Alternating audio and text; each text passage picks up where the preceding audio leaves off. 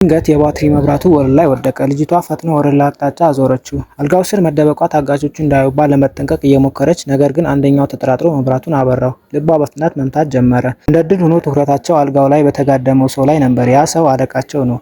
ቀደም ሲል ወደ ቤቱ ሰብረው ሲገቡና ከልጅቷ ፍቅረኛ ጋር ሲጣሉ በከፍተኛ ሁኔታ ቆስሏል። አሁን ልጅቷ የታጠቁ ወንጀለኞች በከበቧት አልጋ ስር ተይዛለች። እሷ ምንም አይነት ድምፅ ላለማውጣት እየሞከረች ነው።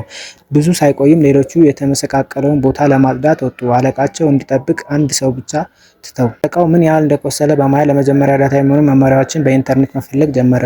በዚያን ጊዜ ነው ቦርሳ ወለሉ ላይ የወደቀው። ቦርሳው ውስጥ ልጅቷ ስልክ አየች። ወዲያውኑ አደገኛ እቅድ አወጣች። ሰውየው በኮምፒውተሩ ላይ ትኩረት አድርጎ ሳለ የቤዝቦል መምቻ ይዛ ቀስ ብላ ወደ ቦርሳው ዘረጋችው። ነገር ግን መምቻው በቦርሳው መሳሪያ ለመያዝ በጣም ወፍራም ነበረ። ተበሳጨች፣ ግን ተስፋ አልቆረጠችም። ሰውየው እንደገና ትኩረቱን መከፋፈሉን ስታስተውል መምቻውን በቀስታ አስቀምጣ ግማሽ አካሏን ከአልጋው ስር ቀስ ብላ አወጣች። በታጋቹ አፍንጫ ስር በመጨረሻ ቦርሳውን ያዘችው። ነገር ግን ወደኋላ እየሳበችው ሳለ አንድ ሰው ወደ ውስጥ ሊገባ ይችላል። ፍርሃት ባለችበት አቀዘቀዛት። ሰውየው እስከወጣ ድረስ እንደገና አልተንቀሳቀሰችም። ከዚያም ፈጥና ስልኩን አውጥታ ለእርዳታ ለመደወል ሞከረች። ነገር ግን መልእክቱን እየጻፈች እያለ ባትሪ ዘጋ። ሙሉ በሙሉ ተስፋ ቆረጠች። ከዚያም ታጋቾቹ ከአልጋው አጠገብ መጽሐፎችን ደረደሩ። የአለቃውን ደም መፍሰስ ለመቀነስ አልጋውን ከፍ ለማድረግ አቅደዋል።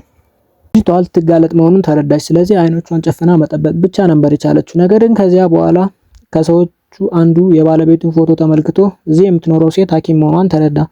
ብዙም ሳይቆዩ የልጅቷ እናት ጀኔ ወደ ውስጥ ቀርባ አለቃቸው እንዲታክም ተገደደች። ጀኔ ያሉትን ከማድረግ ውጭ ሌላ አማራጭ አልነበረባትም። ነገር ግን እየሰራች ሳለ ከአልጋው ስር የሆነ ድምጽ ሰማች። ስለዚህ ሆን ብላ ሰዓቷን ጣለችው። እሱን ለማንሳት ስታጎነብስ ከአልጋው ስር ተመለከተቻት። አይኖቻቸው ተገጣጠሙ። አንዳቸውም ምንም ቃል አልተናገሩም ነበር። አሁን ሁሉም ሰው ማዳን የምትችለው ብቸኛዋ ሰው በአልጋው ስር የተደበቀችው ልጅ ብቻ ናች። ጀኔ በተረጋጋ ሁኔታ ተነስታ ቁስሉን መስፋቷን ቀጠለች። ነገር ግን ታጋቶቹ እያንዳንዱ እንቅስቃሴዋን በሚከታተሉበት ሁኔታ እናትም ሆነ ልጅ ለማምለጥ እድል አላገኙም ነበር። ልጅቷ ተደብቃ ቀረች። ጀኔ ወደ ሌላ ክፍል ተወሰደች። ታጋጆቹ ባንክ ስራ አስኪያጅ የሆነውን የልጅቷን አባት ባንኩን እንዲዘርፍ እንዲረዳቸው ለመጠቀም አቀዱ። ከጥቂት ደቂቃዎች በኋላ አንደኛው ከሌሎች ሁለት ሰዎች ጋር መኪና ውስጥ ገብቶ ሄደ።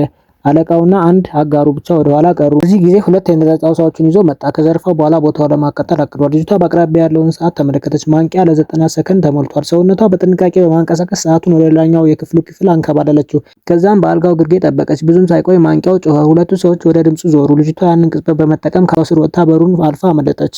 አላስተዋላትም ነበረ። በዝምታ ወደታች ወረደች። ነገር ግን ዋናው በር ላይ ስትደርስ መቆለፊያው ድንገት መዞር ጀመረ። ከዚህ በኋላ ምን ይፈጠራል እናንተ እንድታዩት ተውላችሁ። ፊልሙን ከፈለጋችሁ ቴሌግራም ቻናል ላይ ታገኙታላችሁ።